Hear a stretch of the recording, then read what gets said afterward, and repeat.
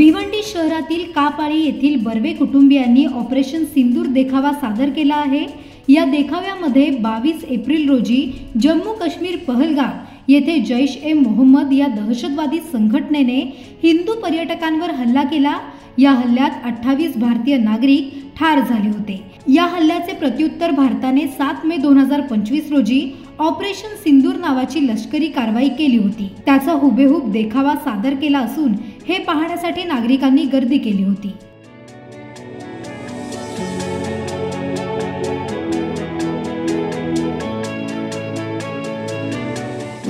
काय सांगणार आपण जो घरगुती देखावा केला आहे ऑपरेशन सिंदूर, काय सांगणार?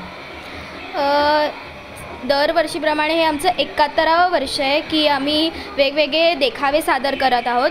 तर यावर्षी आम्ही ऑपरेशन सिंदूर हा देखावा सादर केला आहे। हा देखावा सादर करण्यामागचा उद्देश असं होतं की आपले जवान जे शहीद झाले त्यांना एक प्रकारे श्रद्धांजली म्हणून आणि या पहलगाम हल्ल्यामध्ये ज्या कुटुंबांचे प्राण गेले आहेत किंवा जे पर्यटक शहीद झाले आहेत त्यांच्यासाठी एक श्रद्धांजली म्हणून आम्ही हा पूर्ण देखावा सादर केला आहे।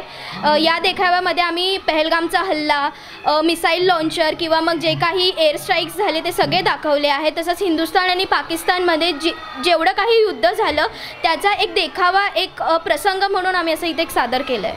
ऑपरेशन सिंदूरच का निवडलं? कारण ऑपरेशन सिंदूर पहिल्यांदा म्हणजे माझ्या वर्षात तरी पहिल्यांदा एवढं काहीतरी मोठं झालं की भारत पाकिस्तानमध्ये खूप मोठं युद्ध झालं, तर त्याप्रमाणे एक सामाजिक संदेश म्हणून पण आम्ही ऑपरेशन सिंदूर सादर केला इकडे।